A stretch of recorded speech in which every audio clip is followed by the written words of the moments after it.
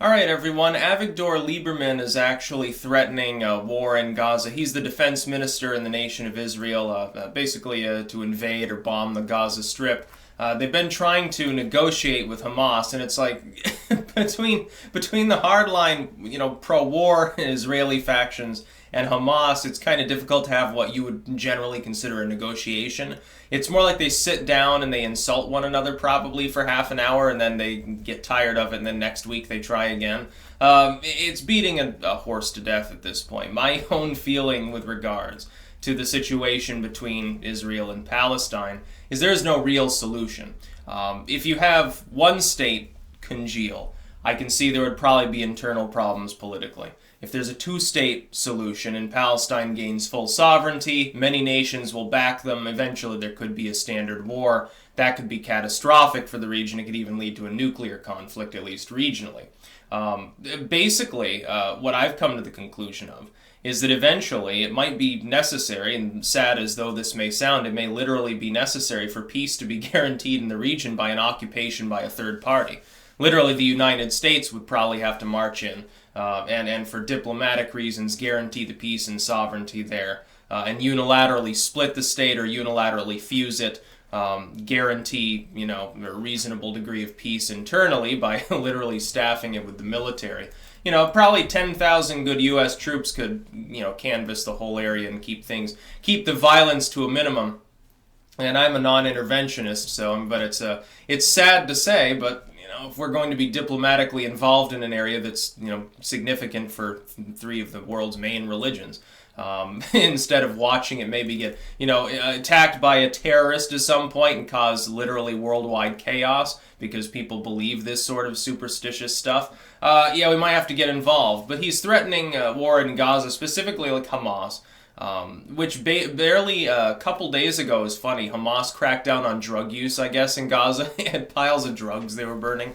And it was very, very funny because it's like, oh, that's something that the drug war is near and dear to people here, so I'm not sure exactly why they'd have a problem with that particular moralistic move. Very funny. What's been happening there is Hamas, has developed, I guess, this particular method where they take kites and they use small incendiary devices and they float them across the border and drop incendiary devices on nearby neighboring areas in hopes, or use balloons in hopes of causing fires. And then you get this, the occasional rocket or mortar round.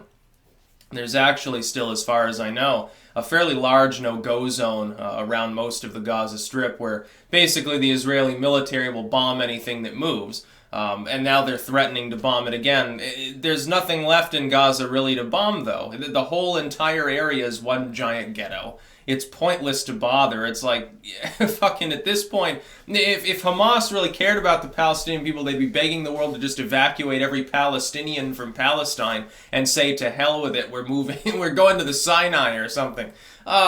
In the most literal sense, you've got this large open-air strip of land that is populated by people that can't conduct normal trade. They can't travel normally. They're subjugated to violence both internally and externally on a fairly routine basis. I don't know. I don't see how the world can think that the same kind of negotiations that it's been attempting to use for decades is actually going to work. Like even Trump coming in, very quickly he realized I think he was in over his head with regards to the situation. He defaulted his idea as the deal maker, the negotiator in chief, was, hey, if I can make peace in Israel and Palestine, man, I'll be the best president ever. Like, my approval will be 90% overnight. Everyone will love me. He quickly realized he couldn't actually accomplish that, although he's still, I think, trying to push them to at least partially solve the issue, at least keep catastrophic violence from happening, because Kushner's still been going over there a bit. But he realized how difficult it was, and he's like, okay, this might take a while, so I'm gonna go over to Korea. That sounds a lot easier. It's very, very funny because he actually managed to fairly quickly solve the problem there for the most part. So Korea is now more peaceful than Israel and Palestine for a change. It's very funny. I really mean that. Like, North Korea is engaged in more peaceful rhetoric at the moment than Israel is. South Korea is not, exactly flying incendiary kites over the DMZ or anything. So it's a better situation overall. It was actually easier for him to secure some degree of stability in the Korean fucking peninsula, where you've got a war that dates back to the 50s as opposed to Israel and Palestine. Then you've got, and this is funny, this was propagandized the other day heavily. A lot of people, like Paul Begley was reporting on, he's like, oh, Jordan's ripping up its peace agreement with Israel. Oh, these are the end times. And then if you actually look at the story, it's not nearly as catastrophic. What happens is that under the auspices of the peace treaty between Israel and Jordan, for 25 years thereafter, which ends, I believe, in another week, Jordan was leasing small tracts of highly arable land to the Israelis, because at the time they're like, we can't develop it. We don't have the means. The Israelis can come in and do that.